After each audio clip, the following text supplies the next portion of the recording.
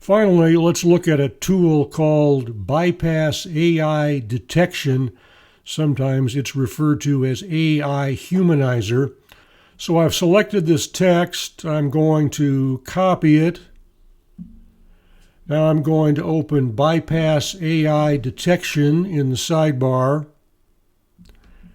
And I'm going to click on Paste Text. So I've pasted the text. And as far as I can tell, the purpose of this tool is to let AI write something and then convert that text into a form so that it is not detectable as being written by AI. And I don't know a lot about this tool. Maybe there's some legitimate purpose for it, but it just seems to me like it's being deceptive.